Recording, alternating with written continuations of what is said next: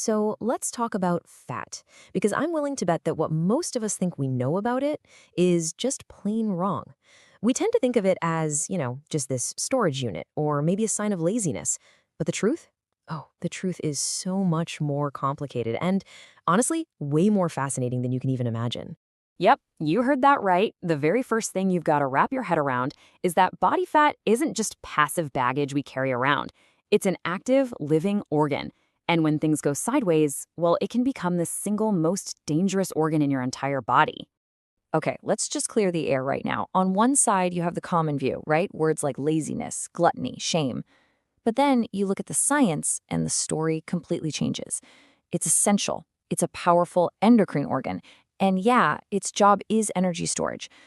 Understanding this huge shift from blame to biology, that is the key to absolutely everything we're about to get into.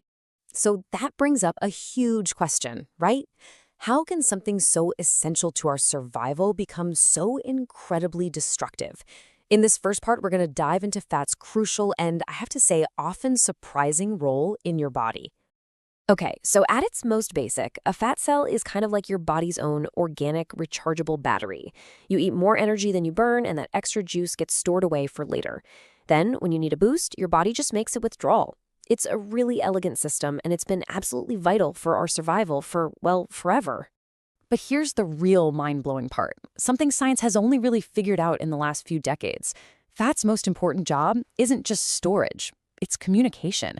As an endocrine organ, it's constantly pumping out hormones, sending signals to your brain, your liver, your muscles, regulating your entire body. It's like a hidden command center we never even knew we had. Okay, so if that is so smart and so essential, why has having too much of it become a global epidemic? Well, the answer isn't a simple lack of willpower. It's a fundamental mismatch between our ancient biology and our modern world. And this really paints the picture perfectly. For millions of years, our bodies were fine-tuned for a world of scarcity. We evolved to be unbelievably good at storing every last calorie. Then, literally in the blink of an evolutionary eye, our world completely flipped. Suddenly, we're surrounded by an endless supply of cheap, easy, ultra-processed food that's literally engineered to be irresistible. Our ancient bodies just aren't built for this. So, what actually happens inside your body when this ancient programming crashes into modern abundance? Well, this is where that healthy, helpful fat organ starts to get wounded, and that injury triggers a really destructive chain reaction.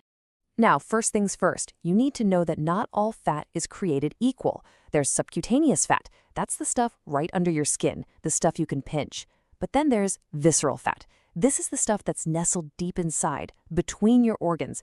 And this is the fat that's way more metabolically active and, as we're about to see, way, way more dangerous. It's why an apple body shape carries more health risks than a pear shape. So let me walk you through this destructive cascade step by step. First, those visceral fat cells, they just get bloated, way beyond their limit. They actually get so big that they outgrow their own blood supply and start to starve for oxygen.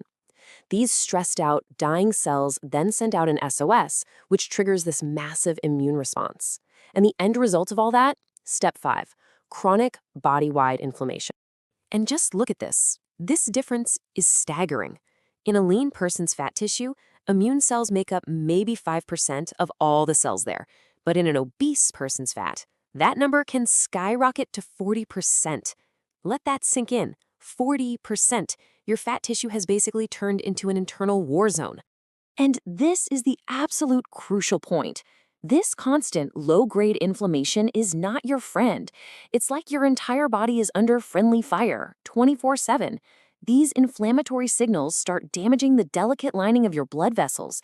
They cause your blood pressure to rise, and that massively increases your risk for a heart attack or a stroke. But the damage doesn't even stop with inflammation. This wounded fat organ starts screaming all the wrong hormonal signals, throwing your entire body's communication system into complete and utter chaos. So let's talk about a really important hormone called leptin.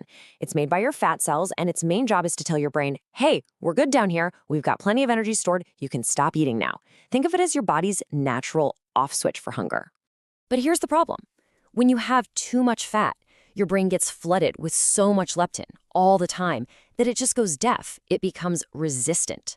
So your fat cells are screaming at the top of their lungs that you're full, but your brain can't hear the message anymore. And what does that lead to? Intense, nagging hunger, even when you have more than enough energy already stored. And it's not just the I'm full signal that gets totally scrambled. The same exact thing happens with another critical hormone, insulin. When you eat, your pancreas releases insulin. It's basically the key that unlocks your cells so they can absorb sugar from your blood for energy. It's your body's way of shouting, "Dinner's ready!" But remember that chronic inflammation from the wounded fat organ? It makes your cells resistant to insulin too. They stop listening. For years, and I mean years, your pancreas tries to compensate by just working harder, screaming louder, pumping out more and more insulin. But eventually, after maybe a decade or more of this, the overworked pancreas just gives up. It fails. And that is type 2 diabetes. And the consequences are they're devastating. On average, type 2 diabetes cuts 10 years from a person's life. 10 years. Its impact on your health and your lifespan is arguably just as severe as being a heavy smoker. This isn't about how you look. This is about years of healthy life being stolen. Okay, after hearing all of that, it is so easy to feel completely overwhelmed. I get it. But I promise you, the most important part of this entire story is what comes next. Because your body has this remarkable and frankly deeply underestimated capacity to heal itself. So here's the billion-dollar question, right? After hearing about all this damage, the inflammation, the hormonal chaos, the disease risk, is it a life sentence? Are you just locked in once this whole process gets started? The answer, thank goodness, is a clear, resounding no. What is so incredible about the human body is that most of these toxic effects are not permanent. They actually go away when the excess fat is lost. Your body is ready, it is willing, and it is waiting to begin that healing process. And this is exactly how it happens.